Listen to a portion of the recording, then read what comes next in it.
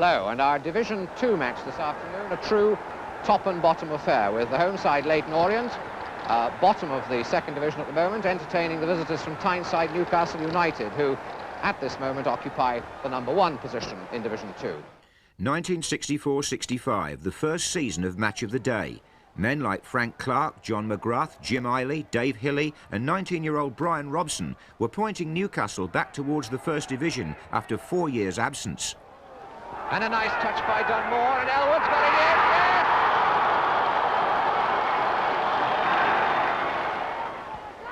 And Orient on the move again, always, I must say, looking the more determined. Elwood, and it's there! And Newcastle are all up now, they're all in the Leyton half, but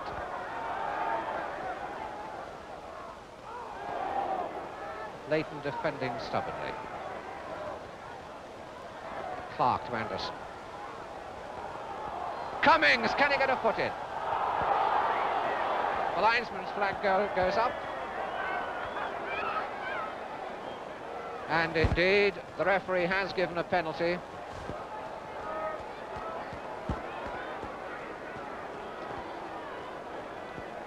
Well, by the law of averages, it had to happen seriously in the penalty area. It has happened, and McGarry strokes it home. Newcastle lost 2-1 on that first Match of the Day appearance, but went up as champions and re-established their great name in Division 1. The Match of the Day being played at the famous St James's Park, one of the best grounds of the First Division of the Football League. And thousands obviously agree that this really is the match of the day today. With Newcastle defending their unbeaten home record, they've gone 17 home matches without losing a game, in 6th place in the table, against Liverpool, who are back near the top once more in 2nd place. Well, that young man's got a very good seat. Bennett.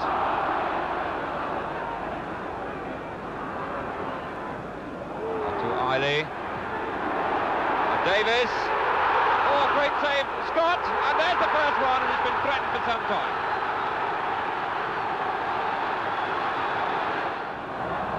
So, Liverpool throw.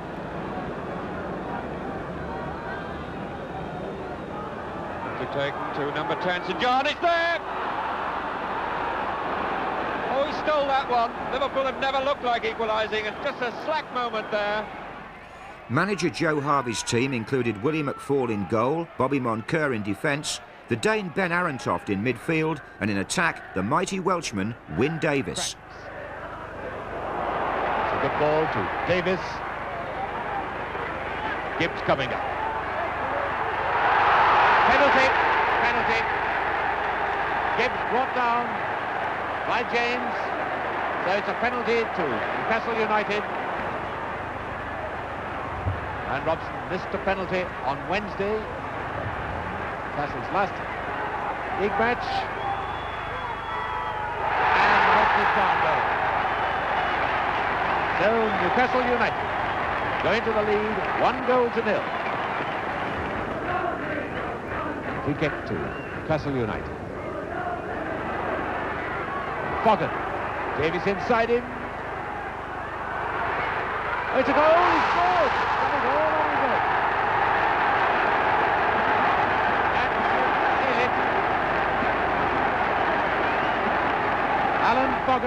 Now Newcastle were taking Europe by storm. 60,000 crammed St James's Park for the first leg of the Intercities Fairs Cup final. Gibb with the kick. Wyn Davis got a real chance. Moncur, and it's there! A goal!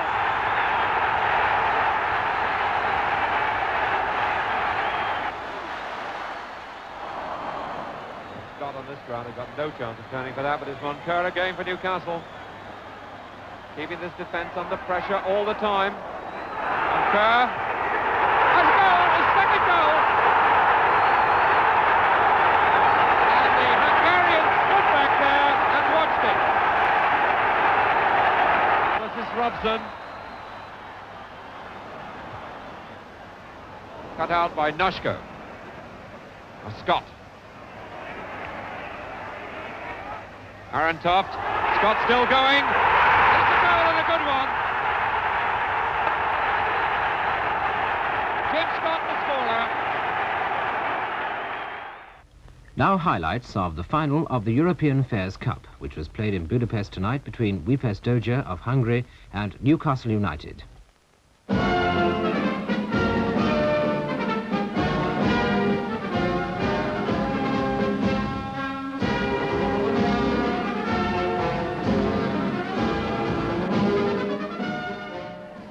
Still no score. Doi Moshi, the entire VHS Doja team in the Newcastle half. It's really building up this attack. This is Benet. Eddie Dunai. Flick through. And Daldun is Benet. It's Benet with the possession. To the net. Benet has scored. Benet given too much time there. Benet. With Monka beating him. This is Jackie Sinclair. Another good one. Eddie Dunai. That's a good ball. Gorosh. Gorosh going through fast. Gorosh with a shot. It's in the goal. A beautiful goal. Gorosh went straight through there and nobody made a tackle. McFall had no chance at all. That's 2-0 to VHS Doja. But when Moncur scored to make it 2-1 on the night, the Tynesiders were 4-2 up on aggregate. Back into the Newcastle half. Monka, the clearance, flicked through by Jackie Sinclair.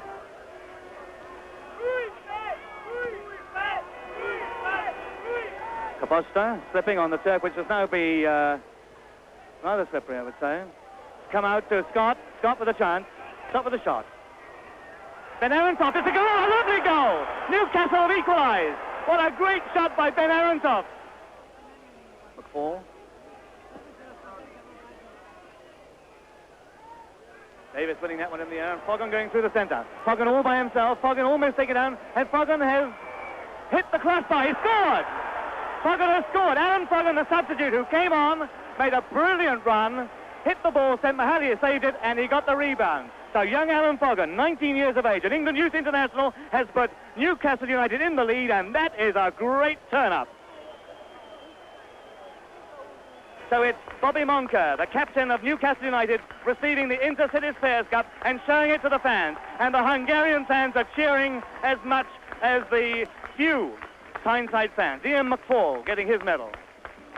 Jackie Sinclair, Wyn Davis, Ben Arontoff, the Dane, Jim Scott, Ollie Burton,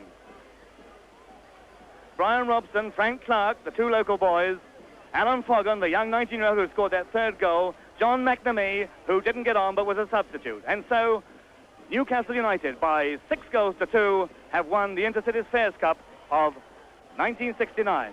Geordie fans were hopeful that European success would lead to Newcastle's first championship since 1927. They could rise to great heights at St James's Park. Story in there. Goes Robertson, and that's 1-0. Led on by Graham. 26 minutes, and that was a beautifully taken goal by Robertson, who wasted no time getting in his shot. One can only admire the way this defence is standing up to it. Great goalkeeping by Wilson.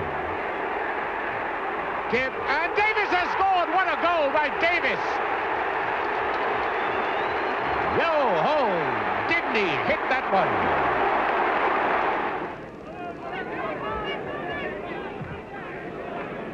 Tracks. In goes Davis, and here comes Foggon. It's a goal, and that was Davis creating that opportunity again. He went up, he took two defenders. They were completely mesmerized, and Foggon came behind the lot of them. Foggon. Davis, Robson. Oh, what football!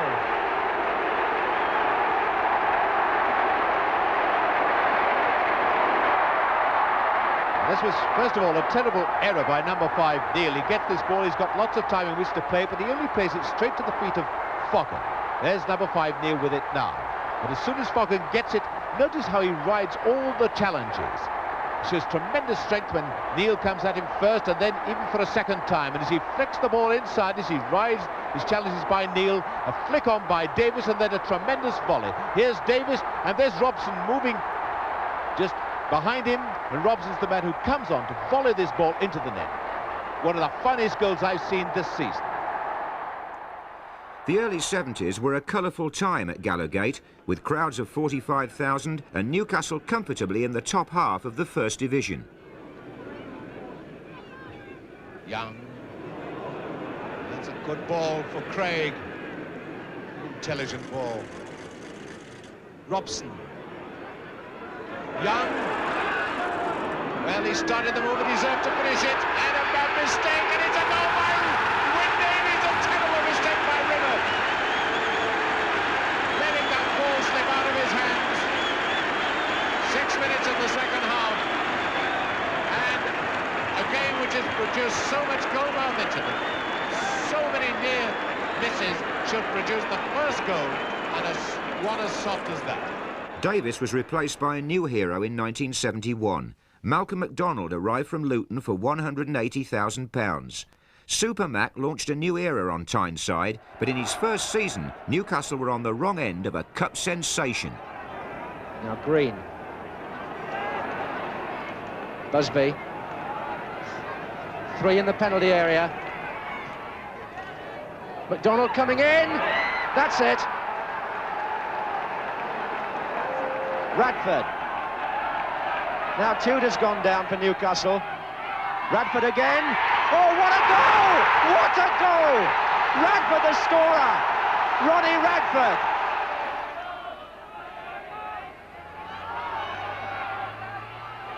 Billy Meadows.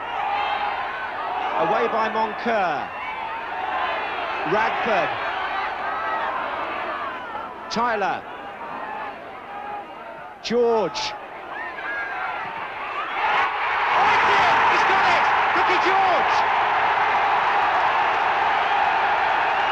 Ricky George has done it! What a moment for Hereford! And what a shattering blow for Geordie fans.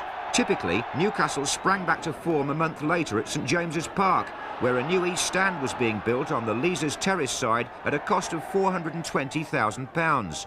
MacDonald was almost worth that himself. Barraclough's cross. MacDonald! Well, how did he get in there, Cap?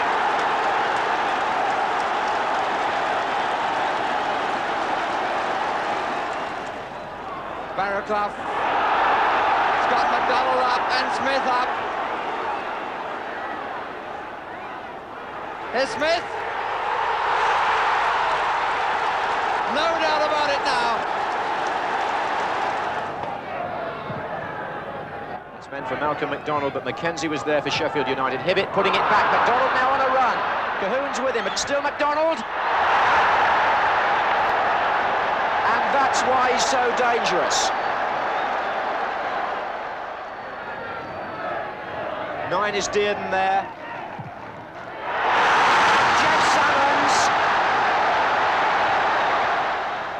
Gibb there, number 4. He and MacDonald very close to that Sheffield goal line. MacDonald underneath it again, that's loose. Tudor has scored. John Tudor scores against his old club. On their day, MacDonald, Tudor and company could take on the best in the land and beat them. 2 is David Craig.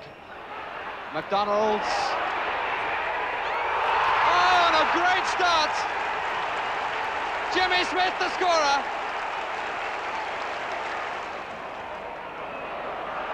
Clark, that's aimed. Oh, a fine goal too. A goal by both number 8s, Alan Clark. Bates. Pushing by Howard. Trevor Cherry.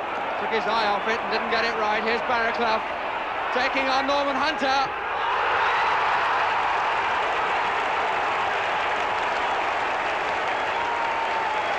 Very simple goal, John Tudor, who headed it in.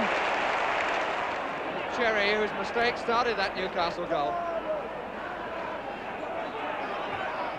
Tudor came back then with Reaney. It'd be interesting to know who was supposed to pick up Tudor, because he looked pretty well unmarked as he headed in. Here it comes, no, he won't. Jones has scored. Mixed up between Young and McFall, and Mick Jones scores. Craig for Newcastle. Smith. Tudor as well to resist the challenge. Gibb. Lovely dummy. Fine goal. Really a very good goal.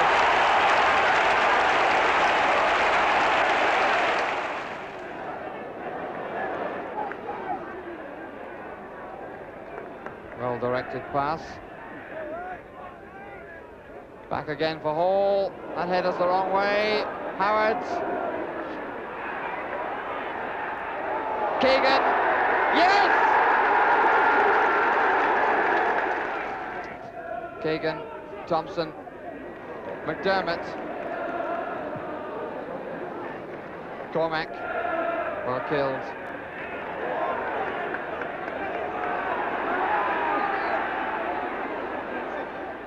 Hibbert. McDonald underneath it with Lawler. Tudor!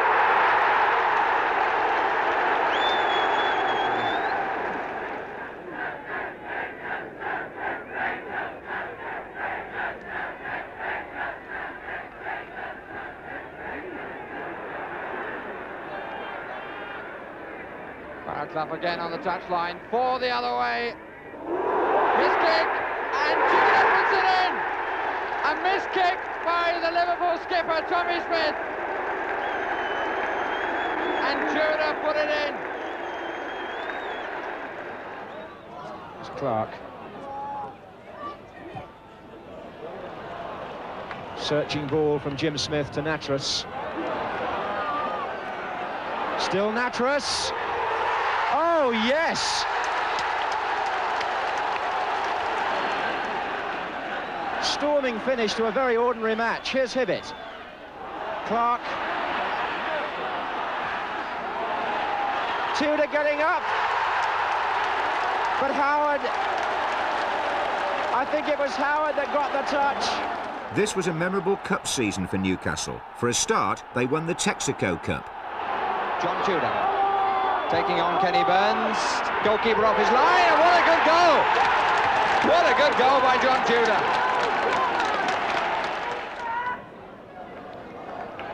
Barraclough.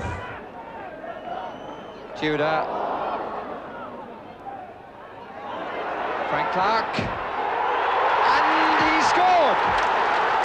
Goalkeeper seemed to see that terribly late. The usual 2 against the usual 4. The 2 causing damage. And still John Tudor. In the FA Cup, Hendon threatened to do a Hereford. They drew at Newcastle, but stood no chance in the replay at Watford. There's McDonald. Used his head well then. Taking on Deadman. Whitefoot shot is on, and a good one! Fine goal by Malcolm McDonald.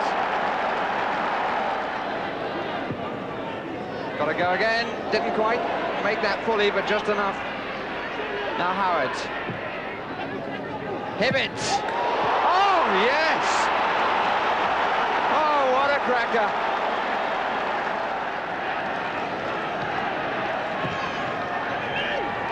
McDonald off the post. But did he handle it? Yes, he did. Handled on the line, and so a penalty. John Swannell's view, and Terry McDermott has been given the job of taking it. 3-0. 67 minutes gone. 3-0 to Newcastle.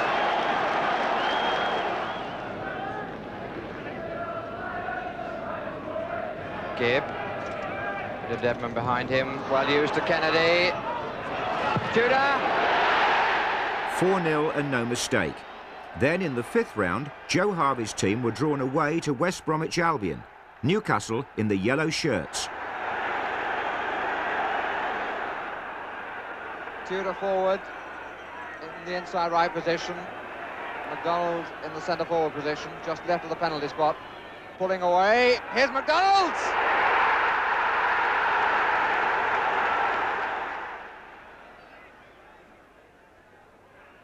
Moncur has done a lot of tidying. Smith, who's done everything well right from the moment he came on. McDonald, Tudor, Barraclough.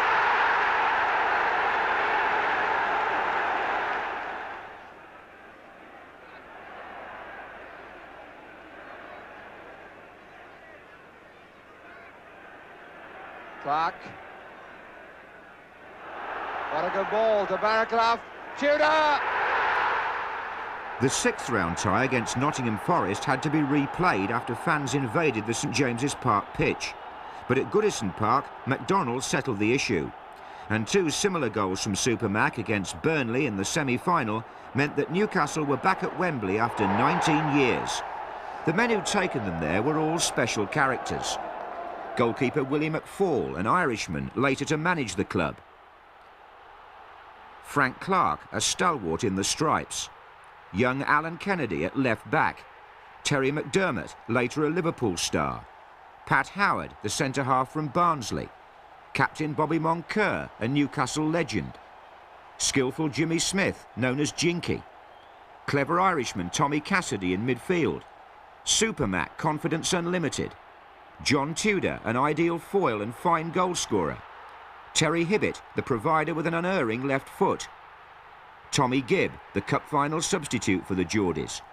But despite holding Liverpool 0-0 at half-time, Newcastle collapsed in the second half of a cup final their loyal fans will want to forget. And Shanks' army, this Liverpool side, swarming forward now.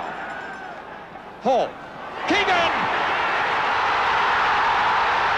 Goals pay the rent, and Keegan does his share.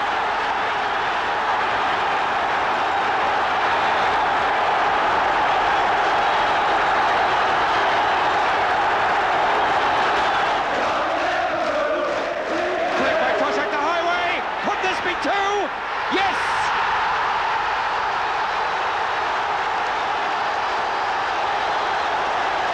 Jim Smith's face in the foreground says it all as the Liverpool bench celebrates and the supporters get ready for the party. This played to Tosha at the highway. He made himself the space. McFall had no hope at all because Highway had it all right. Callahan's available behind Keegan. Beautiful ball to Smith. He didn't have to move to get it. Paul to Smith. Highway, Liverpool showing the party pieces. He wasn't offside. Smith. Yes! Keegan second. And Newcastle were undressed. But the following season they sat fully clothed in the top half of the table. With Newcastle, you never quite knew what would happen next. David Thomas making a run into the middle, that's a nice ball. And Keely's put it in his own goal.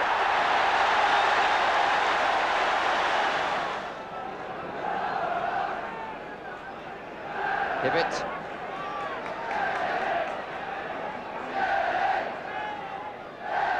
First time cross by Natras. Burns!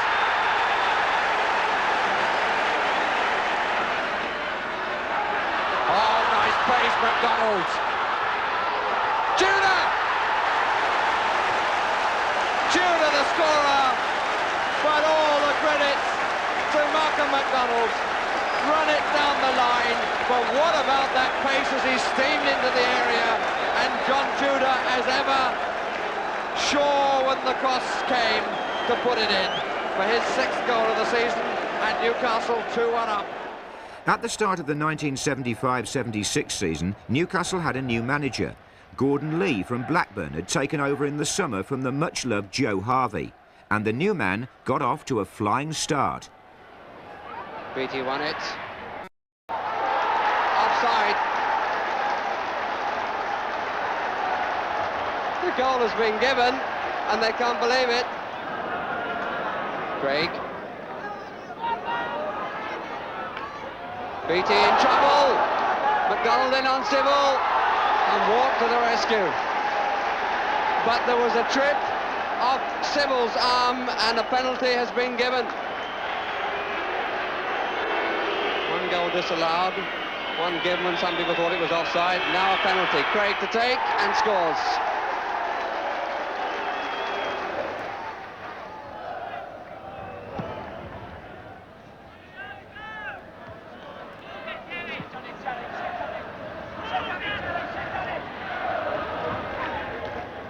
Hibbett. McDonald! And it's got in! At this point in his career, McDonald was simply unstoppable. McDonald's chasing it, and they weren't sure, and Super Mac has scored.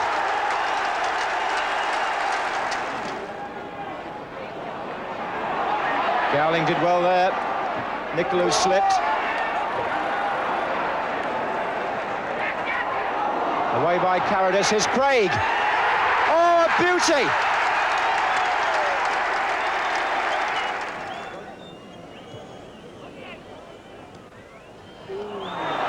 Play on. Oh, McDonald's pace. Brilliant. McDonald's relationship with the new manager was not brilliant, but together they embarked on 2 long cup runs in 1976. The FA Cup, 3rd round. Looks for Mattress. Turned in. Alan Gowling has broken a sequence which has gone on, in fact, for so long. That's his first goal in 13 games. A mistake by Phil Parkes.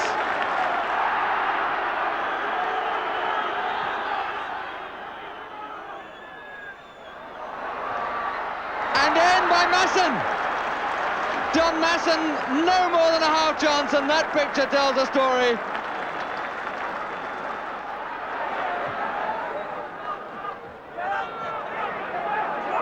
Height and distance on that header from Craig.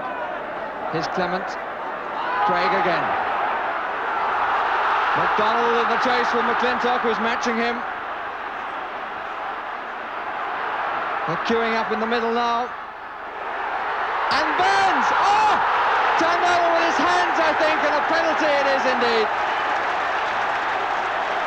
Burns denied. McDonald's cross. Burns with a good header.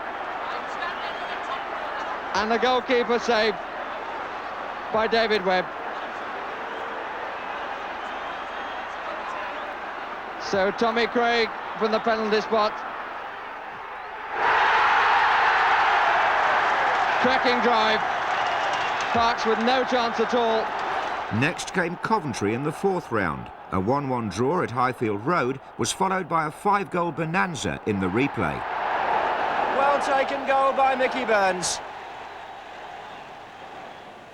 Newcastle still piling on the pressure. That was Craig with the throw. Coventry surviving, but not too comfortably. Cassidy very much involved. So is McDonald, and Gowling's in the middle for that, and it's 2-0. Gowling. This is Craig. And that's the sort of ball that McDonald likes, and the defence is beaten. They won't catch him now. McDonald looks for number 3 and gets it. Oh, he's ended the Barron run now as McDonald.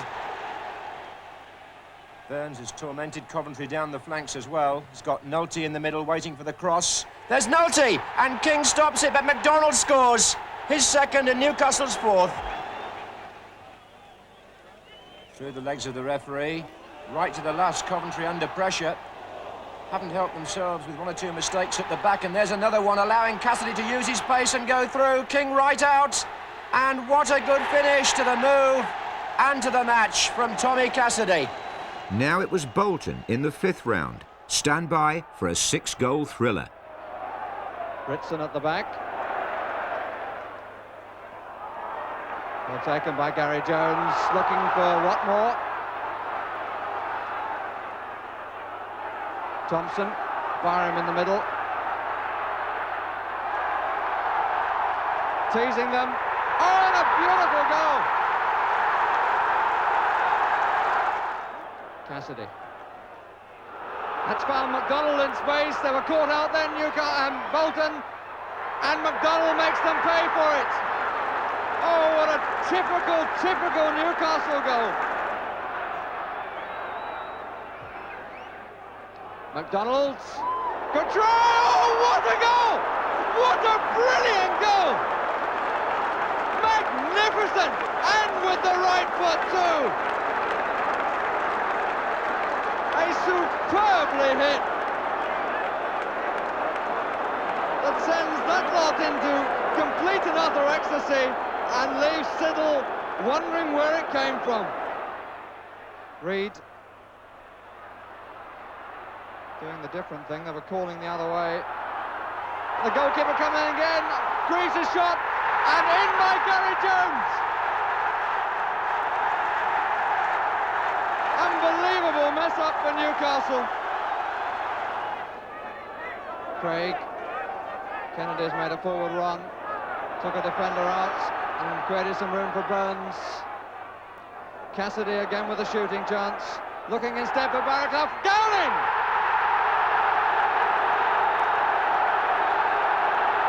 Really well made goal, and Alan Gowling the scorer. Allardyce poised to make his run, and coming in on it, but Jones won it! Paul Jones! Allardyce had the wider run, Jones came in front of him, and unbelievably we're back to all square. 3-3 there, and after a 0-0 draw at St James's Park, the tie went to a second replay at Elland Road. Touched by Gowling to Barraclough, and setting up the chance for Burns. Siddle to meet him, and Burns puts it in. Mick Burns.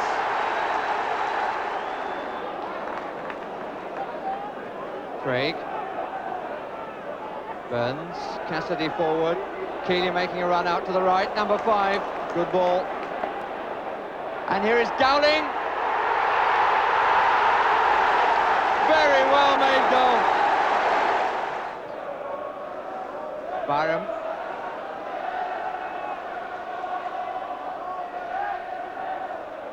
Well played by Gary Jones. And still, oh, what a good goal.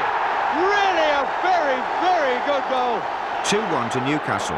After a visit to Wembley in the League Cup final where they lost to Manchester City, Lee's team faced Derby at the baseball ground in the 6th round of the FA Cup. George, good ball, way up, 1-0.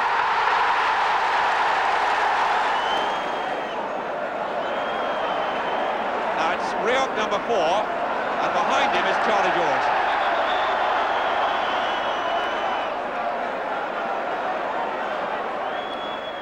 Through the lot, 2-0. Barraclough out there on the left. Did well. Todd. Hudson. Black Hall for Newcastle. Broke for Gowling. 2-1. Just what Newcastle needed. Mosley had no chance. McDonald, they've got good distance. Newton. Yes!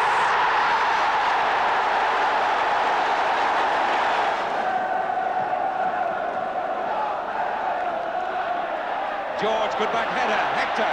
George again. Marvellous play. 4-1. The signals are for Hudson, but he's found Blackwell. That's Hudson. To Burns. McDonald. Barraclough. Cassidy. Yes, Gowling.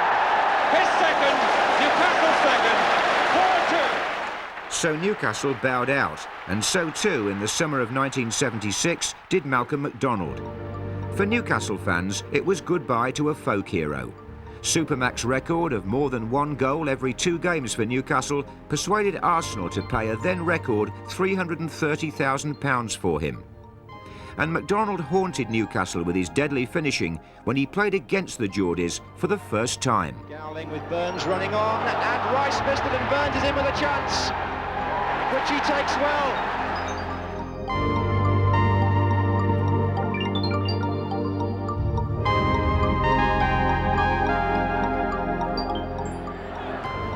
McDonald moving in on the cross. Came to Stapleton, it then came to Ross. And has hit the post and gone in. McDonald getting up. That's the one he wanted.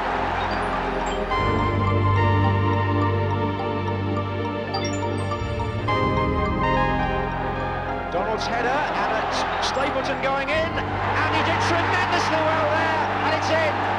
It was over the line before Noddy got it out, and Stapleton has scored for Arsenal.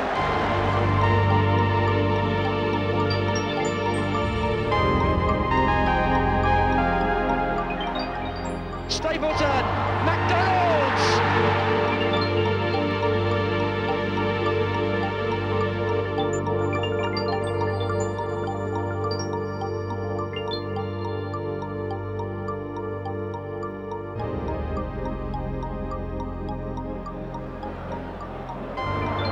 There are 4 striped shirts in the middle, being only marked by 4. The dummy by Barraclough, the shot by Gowling.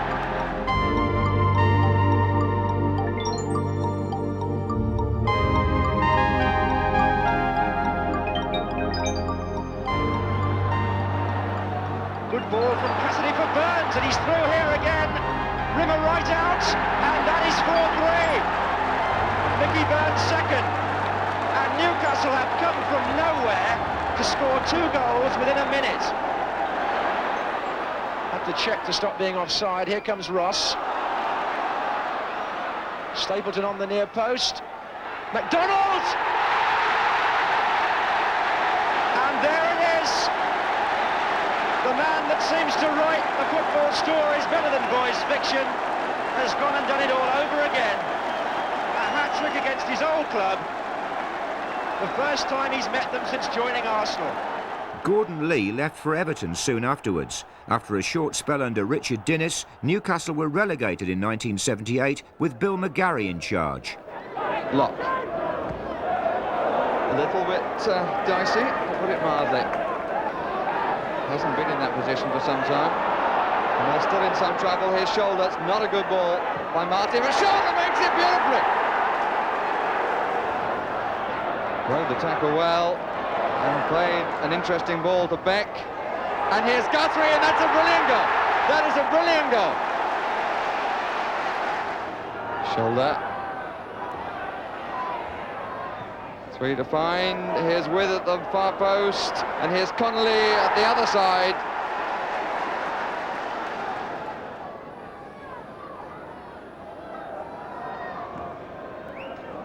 Payton had lost it completely and nodded in very comfortably by With. In September 1980, Arthur Cox became Newcastle's manager. If the team he inherited didn't shine with the star names that Geordie fans had come to expect in the past, Cox it was who put their famous club back on the map. With a mixture of hard work and clever manipulation of the transfer market, he built on a winning start. Clark coming in at the back. Oh, and boom!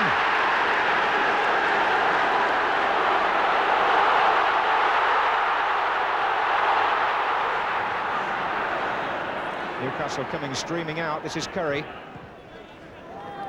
Burke. Got to get back now, the defenders. Oh, and Bob Hazel's arriving! What a fine goal!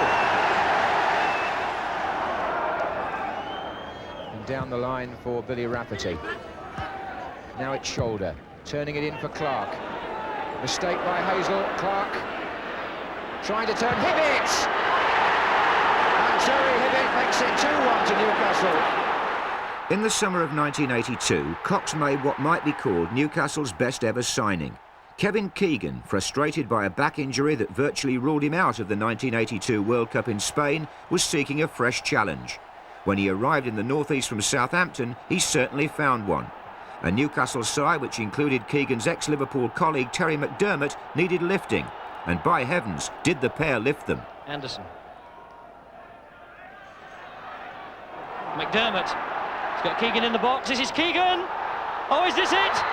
What a magnificent goal! That's what the Geordie fans wanted. The inspiration from McDermott and the finish of Keegan.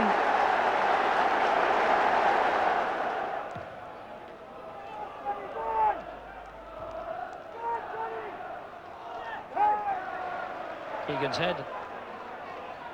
Finding Wharton. Saunders goes on his outside. And again, a nice touch. Will he find Berardi? 6 is green. Oh, he's given it away. And was that a penalty? No. Twice. The second one was given. The referee waved the first one away for the second tackle on McDermott by breaking the left back. He had no hesitation in giving us a penalty. So Kevin Keegan steps forward. Will this be his 5th goal of the season for Newcastle and his 2nd of the match? Scored after 11 minutes. And now with a penalty.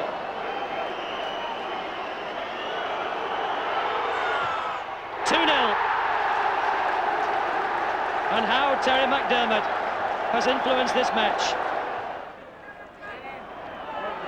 Martin came in to steal that. Berardi. Keegan, is this the hat-trick?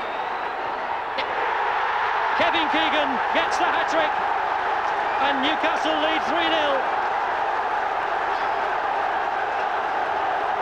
The Geordie fans go mad. McDermott.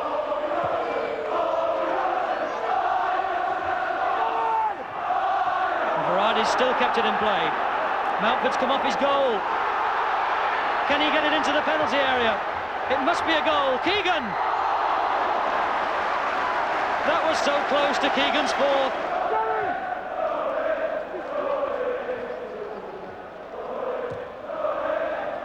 Keegan again. This time Todd wasn't offside, and if he can bring this in control, he can go forward. Wharton. Oh, good play by Wharton. Magnificent goal. Oh, it just went wide. Embry Berardi. Mick Martin. Keegan, number 4. What a marvellous goal.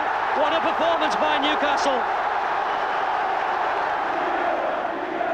Emlyn Hughes. Seasman. Jeff Clark and Saunders and Wharton.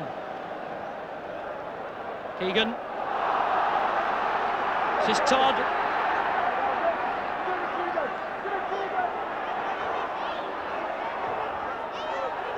Oh, it's number 5! Kevin Todd makes it 5-0. 15 minutes from the end. Keegan had taken over the McDonald mantle. Now Super Mac was manager of Fulham, and Newcastle had new heroes to show him. Waddle in a pretty deep position. Appeal for handball. Not given. And here's Berardi. Oh, stuck a little bit, and Payton still hasn't got back.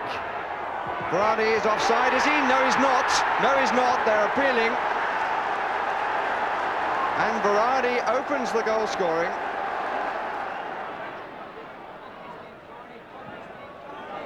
Davis, yes!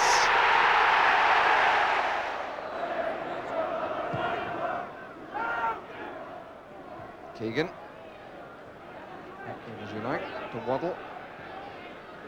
McDermott through the middle here. And how well dispatched.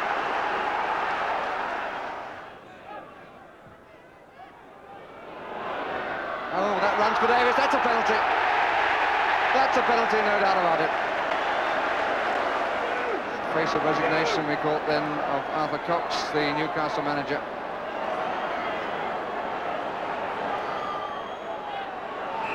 Kevin Locke, who hasn't scored since last April, that was a penalty. And he's got one now to make it 2-all. In September 1983, Cox brought the little Geordie forward Peter Beardsley back from the North American League to link up with the inspirational Keegan and the tantalising Chris Waddle. Newcastle were on course for promotion, and at St James's Park it was a season to remember for the Gallowgate faithful. And away by Ryan. Dowman got a header in. Curtis with a shot, and it's gone in. Beardsley again. Anderson's there as well. So is Ryan, the other fullback.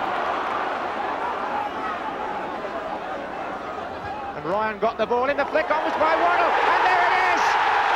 And of course, it's Kevin Keegan. Who else? 1-1. And a good bit of play by John Ryan.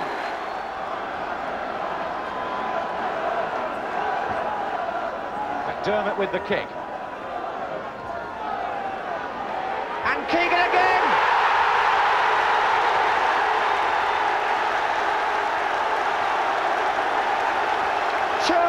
To Newcastle, and Keegan sees the fans happy, and Lenny Lawrence can only reflect that you do everything you can in defence, and he'll still turn again.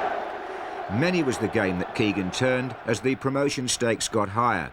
By now, he'd announced his intention to retire at the end of that season, but he would make sure that he left the Geordie fans celebrating a return to the top flight. He wasn't just a goal scorer, but at times Keegan the provider, and the North East took him to its heart. Their adopted Geordie scored 27 times himself in 41 league matches in that 1983-84 season. And Keegan was not alone in front of goal. Beardsley was revelling in playing his football back in front of his own people. And when Carlisle were demolished here 5-1 at the end of April, the First Division drew nearer. Early in May, Derby County went the same way, with Waddle, Beardsley and Keegan sharing another 4 goals. Geordie fans still fantasise about what would have happened if the trio could have been persuaded to stay and link up with emerging stars like Paul Gascoigne. Sadly, they would never know. But what they do have is the memory of that super springtime of 1984, when United fans filled St James's Park to its near 37,000 capacity for one game after another, and were rewarded with one goal after another.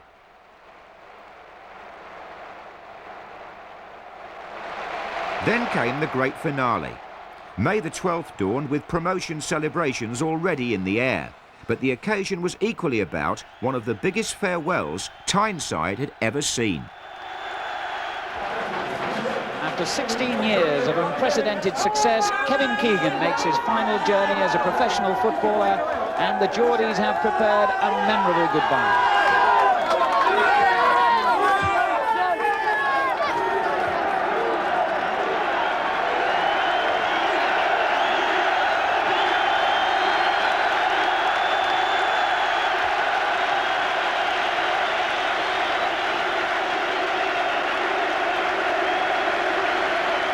A sellout crowd of 37,000 Geordies have come to pay homage for Keegan's 500th and last ever game in the Football League. Anderson now for Newcastle. The crowd willing this goal. Keegan, Beardsley, Waddle. It's hit the post and Keegan! He's done it! Courtesy of the upright, Kevin Keegan has signed off with a goal. Case for Brighton. First time ball, a good one. On it goes towards Ryan. And what a mistake by the defender. Truick.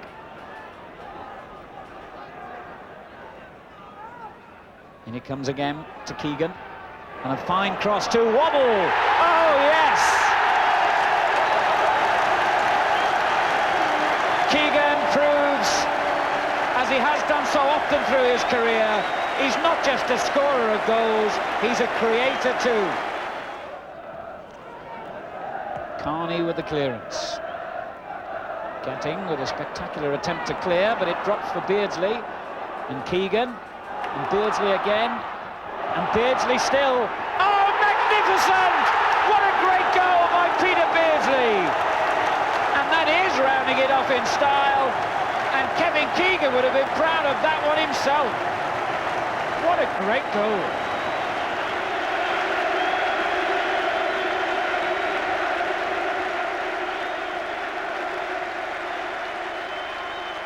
It's been fantastic, very, very emotional, and well, I mean, just very difficult to hold yourself together under circumstances like this, you know. But very moving, and I thank everyone up here for the tremendous way they've not received me over the last 2 years, and the way they've seen me off. It's been very nice and made it all, from my point of view, very worthwhile. To actually end up with a goal as well in your final game. Terrific. Well, I think you could have scored that one, Alan, but it was steady. Whoever wrote the script got it right. I was desperate to score a goal, you know. But you know, tremendous thing for the city of Newcastle, for the people. They've waited a long, long time, and they're the best. There's no doubt about that. And the First Division needs people like that, you know. 37,000 in the ground. I think you tried to shake hands with every one of them at the end, didn't you? I wish I could have done. You know, it's impossible to shake. I must have shaken hands with about half of them, and I just wanted to thank them from the bottom of my heart, as I say, for the way they've received me and my family, and they're just super people. And I've been, I suppose the only regret I've ever had in football is that they never saw me at my peak. I would have loved to have played here at my peak. You know, I mean, I'm just a little bit over the top now. Yeah, you've always said you're unemotional, but there were tears at the end, weren't there? Yeah, well, they've never, you know, it's difficult. I hope whatever I've given Tyneside, and you know, praise has been showered on me this last few weeks, it's given me 100 times as much. It gave me a boost when I needed it most after the World Cup, and I just thank the people up here, and I hope I'm always their friend. I can tell them one thing, they'll always be my friends up here, you know. I thank them very much. So Newcastle started the following season without Keegan and without Arthur Cox. He moved to Derby and was replaced briefly by Jack Charlton. On the chest of Waddle, MacDonald too hurried. Waddle won it back, and he's got two to his left, and there's promise here. Beardsley, number 10. Brilliant goal, Peter Beardsley. There was promise there the moment Chris Waddle got the ball. You had the feeling there was something on. He had two to his left, he gave it to Beardsley, who had the confidence to go on in possession, come inside and finish with a good right foot shot. It's rather curious that 5 matches that Newcastle have lost have all been to teams currently in the top 6, so that puts a question mark on this fixture. Waddle, being supplied by Beardsley, and he's made the gap this time. That's a fine goal! That is a really super goal! But within a few months, Waddle had switched clubs and was playing for Tottenham. The lanky lad, who Newcastle found working in a sausage factory, went on to play in 2 World Cups and command a transfer fee of over £4 million. But as always in the Northeast, when one hero disappears, another emerges. And now a precocious 17-year-old had started to win the hearts of his fellow Geordies. A boy who would be offered fame and fortune beyond the dreams of great Newcastle idols of the past. Gazza had arrived, and life would never be the same again. One of the first to spot the Gascoigne gifts was the great Newcastle name of the 50s, Jackie Milburn. Unbelievable. Sticks out a mile. And he'll tell you so as well, you know. Because he's a confident lad. Oh, confident. He's like Malcolm MacDonald. I think whether it's confidence or they've got to say things to give themselves confidence, I don't know. The next personality to spread confidence across Tyneside was the clever Brazilian Mirandinha, signed by manager Willie McFall at the beginning of the 1987-88 season. With Paul Goddard now in the number 9 shirt, the South American picked up the number 10 jersey vacated by Beardsley, now with Liverpool. After Goddard scored first in this League Cup tie against Blackpool, Mirandinha gave the Geordie public a sample of his South American skills with goal number 2.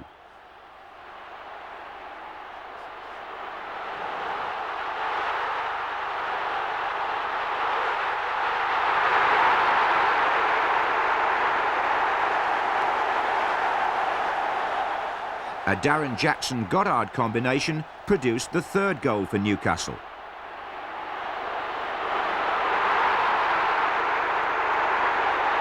And then, along with number 4, came Gascoigne, with an impish finish and stylish celebrations to match.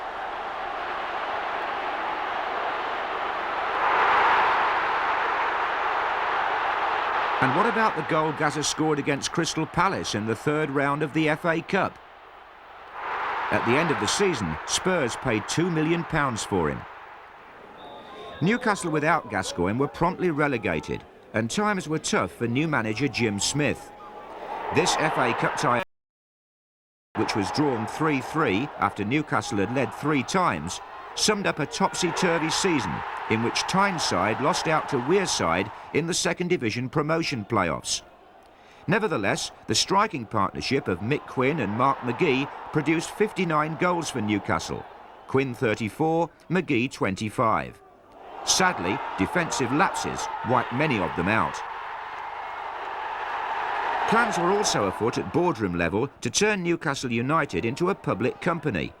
But the optimistic idea of giving part of the club to the genuine supporter fell through when the response to the issue of shares fell short. Rather like the back pass that let Reading back into this cup match.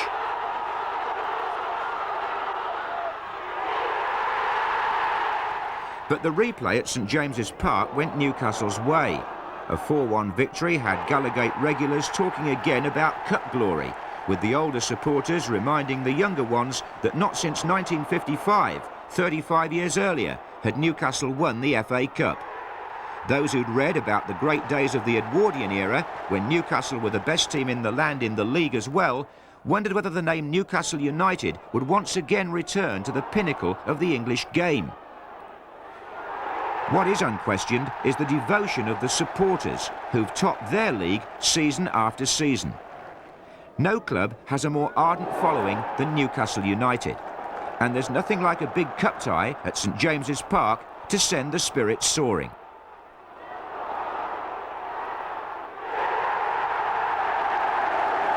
The ground was full for the 5th round visit of Manchester United in 1990. Henderson just on the edge of the 6-yard area. And they all miss it except Robbins. It's in. No foul, says Mr. Vickers. Here's Mark McGee. Aitken has gone outside. McGee, penalty! Bruce bringing down McGee. And Newcastle have the chance from the penalty spot. It's down to Jim Clayton. 17th goal of the season. Which will really lift the noise around St James's Park. It does. Anderson, McClare, Stimson for company.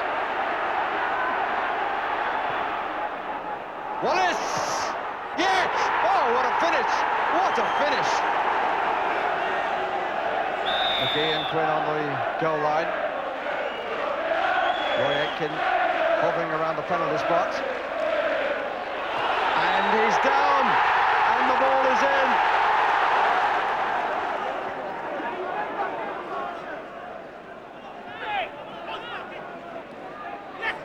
in. Ince looking for Wallace, and may have found him. Little touch, McClare! 3-2 to Manchester United. Jim Smith had his moment of fun with Alex Ferguson, but a year later the smile was no longer on the face of the Newcastle manager. 2 abortive promotion attempts took their toll, and in March 1991 Smith moved out and was replaced by Ozzy Ardiles, the former Argentine World Cup winner, Spurs star and Swindon Town manager. Ardiles came too late to influence the playoff procedure, but the football that Newcastle played on the final lap of the 1990-91 season raised hopes on Tyneside of a bright new dawn, with several young stars again coming out of the northeast cradle to play the Ardiles way, and to please a Tyneside public that have no equals when it comes to their passion and appreciation of the game. Newcastle United have always been an important part of Match of the Day.